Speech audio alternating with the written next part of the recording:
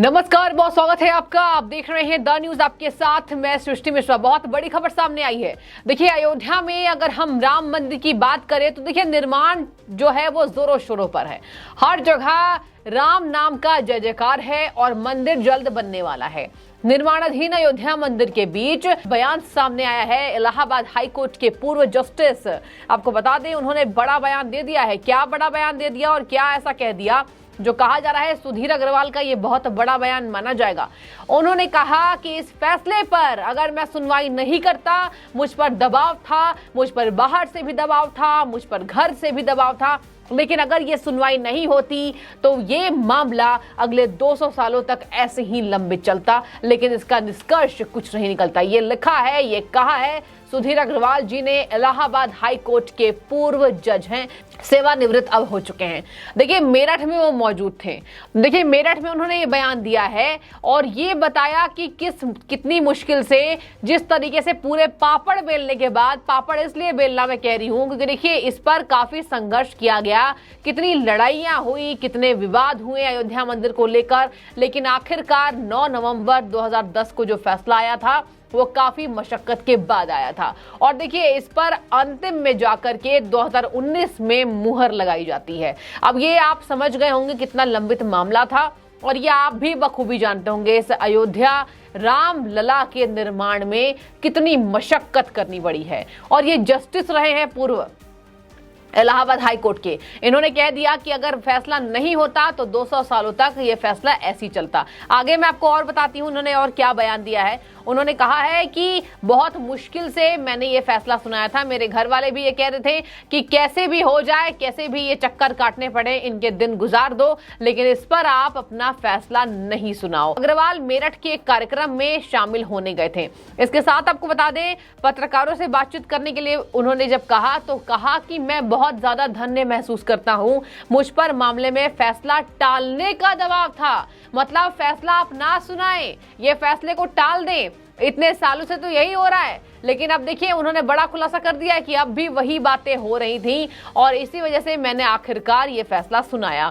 उन्होंने ये भी कहा कि परिवार के सदस्य और रिश्तेदार सलाह देते थे कि किसी भी तरीके से समय कटने का इंतजार करो और फैसला नहीं सुनाओ। अब ये आपको मैं बता दूं कि क्या क्या इसमें आदेश हुए थे। उन्होंने ये भी कहा कि अगर राम जन्मभूमि बाबरी मस्जिद मामले में 30 सितंबर 2010 को फैसला नहीं सुनाया गया होता तो यह फैसला नहीं आता। बता दें आपको कि 30 सितंबर 2010 को इलाहाबाद हाई कोर्ट ने 2:1 के अनुपात के हिसाब से बहुमत के साथ अपना फैसला सुनाया था और कहा था अयोध्या में स्थित 2.77 एकड़ भूमि को 3 पक्ष में बांटा गया।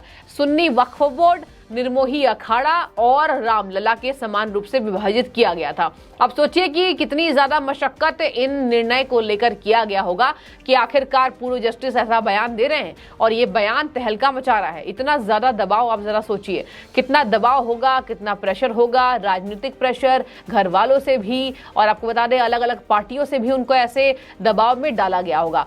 आगे मैं आपको बता दूं कि इलाहाबाद हाई कोर्ट का फैसला क्या था। इलाहाबाद अपने हाई कोर्ट के फैसले में ये सुनाती है कि सुप्रीम कोर्ट में इस फैसले को चुनौती दी गई थी आगे, जब इलाहाबाद हाई कोर्ट में यह मामला लंबित था।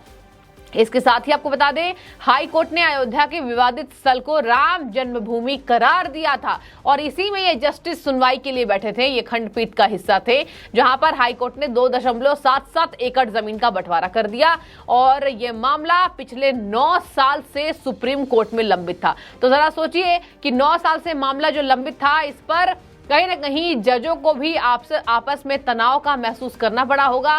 कई ऐसे जज होंगे जो इस बात से सहमत नहीं होंगे, कई ऐसे जज होंगे जो रामलला के भव्य मंदिर निर्माण से सहमत होंगे। लेकिन देखिए, आज अयोध्या में मंदिर बन रहा है तो इसकी चर्चा विदेशों तक गूंज उठी है। आपको मैं ये भी बता दूं, अयोध्या के राम मंदिर से अब मैं विशेष टिप्पणी करूंगी। अयोध्या के राम मंदिर से ये पूरे भारत का कितना बड़ा ऐतिहासिक फैसला होने वाला है, इसकी पहचान इस तरीके से हो रही है। आपको बता दें कि अमेरिका के कुछ ऐसे दक्षिण के इलाके हैं जहां राम नाम की संस्कृति का उजागर हो रहा है। यही नहीं, जिस तरीके से वहां पर जटायु के विशाल भव्यता को दर्शाया जा रहा है, इसके साथ ही भगवान शिव का मंदिर बनाया जा रहा है जो एक पुराना मंदिर था। ये बातें भारतीय सभ्यता भारतीय संस्कृति को एक स्तर तक लेकर जा रही है और यही कारण है कि इस फैसले के में आज जजों के ऐसे बयानबाजी सामने आ रही है। इसके साथ आपको मैं बता दूं किस तरीके से ये जो राम मंदिर है ये भव्य तरीके से बनाया जा रहा है। मैं एक बार आपको अपडेट बता देती हूं कि किस तरीके से राम सज्जा वहां पर देखी जा रही है। आपको मैं सबसे पहले बता दूं कि प्रस्ताव अभी तक तो निर्णय नहीं लिया गया है कि इसमें प्रतिष्ठा महोत्सव में कौन कौन सी धूम मचेगी, कौन कौन से ऐसे कार्यक्रम होंगे। ये भी मैं आपको बता दूं कि 122 देशों के कलाकार जब राम मंदिर बनकर तैयार हो जाएगा तो प्रतिभाग लेते हुए नजर आएंगे। मतलब अगर 122 देशों के कलाकार यहां पर आएंगे तो समझ जाइए कि इससे भारत की कितनी ज्यादा पहचान, संस्कृति, सभ्यता और मान्यता पूरे देशों में उजागर होती हुई नजर आएगी। इसके साथ ही आपको बता दें आमंत्रित किया जा रहा है कलाकारों को, जहां पर बोर्ड ऑफ ट्रस्टीज की बैठक में आए प्रस्ताव में सांस्कृतिक उत्सव के आयोजन करने के साथ कार्यक्रम में उन राज्यों और देशों के संस्कृति कर्मियों को आमंत्रित करने की बात अनिवार्य रूप से कही गई है और कहा जा रहा है कि ऐसे लोगों को इसमें आमंत्रित किया जाएगा जिनकी संस्कृति राम और रामायण को मानने वाली हो। और इसी वजह से आज हिंदू पक्ष खुश है, अयोध्या में दर्शन करने जा रहा है। आपको मैं ये बता दूं कि एक एक ईंट में वहां पर भगवान श्री राम का नाम लिखा गया था। जब मैं भी वहां गई थी जमीनी स्तर पर देखने के लिए, और आपको बता दूं कि वहां पर मैंने ये मनोरम दृश्य देखा कि जो पत्थर की नक्काशी हो रही थी इसमें दूर सुदूर राजस्थान के कर्मचारी आए हुए थे और जो पत्थर पर वो नक्काशी कर रहे थे उस पर एक एक पत्थर पर भगवान राम का नाम लिखा गया था। तो जिस एक एक ईंट में भगवान राम की पहचान हो, आप जरा सोचिए कि वो जब भव्य मंदिर बनकर तैयार हो जाएगा ये दृश्य आपस में ही कितना ज्यादा मनोरम होगा, कितना ज्यादा ये दृश्य भव्य होगा। आगे मैं आपको बता दूं इसके अलावा अगर मैं बात करूं तो कहा जा रहा है कि एशियाई देशों सहित दक्षिण अमेरिका देशों में राम रामायण की संस्कृति इससे फैलेगी, इससे उजागर होगी और दूर सुदूर तक जाएगी, जिससे भारत का डंका पूरे विश्व में बजता हुआ दिखाई देगा, क्योंकि ये 9 सालों का ऐतिहासिक फैसला है।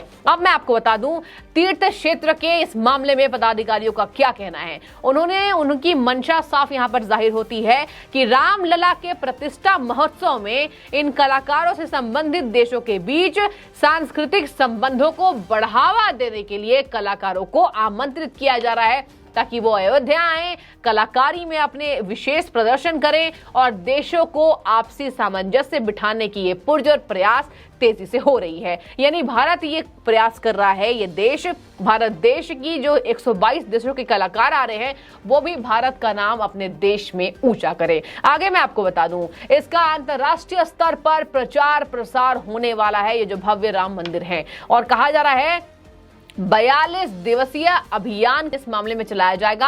यानी ये जो महोत्सव है ये 42 दिनों का होगा और इसके साथ साथ निधि समर्पण का कार्यक्रम किया जाएगा। तो देखिए ये सब जो फैसले आए हैं ये राम मंदिर को भव्यता से दर्शाया जा रहा है। एक एक ईंट की नक्काशी जोरों शोरों से हो रही है, दूर सुदूर से, राजस्थान प्रांत से, पश्चिम बंगाल से, आपको बता दें अलग अलग कलाकार आएंगे। इसी के साथ आपको बता दें कि महोत्सव में रथोत्सव भी देखा जाएगा, जहां पर कुबेर नवरत्न टीले के सौंदर्यकरण के पहले रास्ते का निर्माण शुरू हो चुका है। आपको मैं ये भी बता दूं कुबेर नवरत्न टीला का सौंदर्यकरण होगा, इसकी पहल शुरुआत की जा चुकी है, जहां पर टीले में आवागमन के लिए जेसीबी लगाकर मिट्टी की खुदाई की जा रही है। मैं आपको इसकी विशेषता इसलिए बता रही हूं कि निर्माण कार्य कहां तक पहुंचा आप उससे भली भांति आपको बता दे परिचित हो जाए।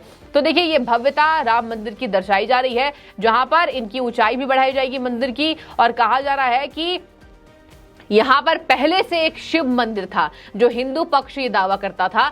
यहाँ पहले से एक शिव मंदिर था जो बहुत ही जर्जर अवस्था में है, और इस शिव मंदिर के जीर्णोद्धार के साथ साथ जटायु राज का भी यहाँ पर अयोध्या के अंदर मंदिर बनना है। तो शिव मंदिर जिसका कहीं ना कहीं जिसकी उत्पत्ति देखी गई थी, कहीं ना कहीं उसके अवशेष पाए गए, वो जर्जर अवस्था में वो शिव मंदिर है अयोध्या राम मंदिर के अंदर। और आपको बता दें कि उन शिव भगवान का एक बार फिर से जीर्णोद्धार हो रहा है, जटायु राज का भी मंदिर वहां पर बनना है। इसके साथ ही कहा गया है 35 वर्ष की आयु वर्ग के युवा मंदिर आंदोलन की चेतना से अनभिज्ञ हैं, उनके ज्ञानार्जन के लिए राम मंदिर का इतिहास सिंहावलोकन प्रस्तुत कर वास्तविक तथ्यों से परिचित कराना भी महत्वपूर्ण होगा।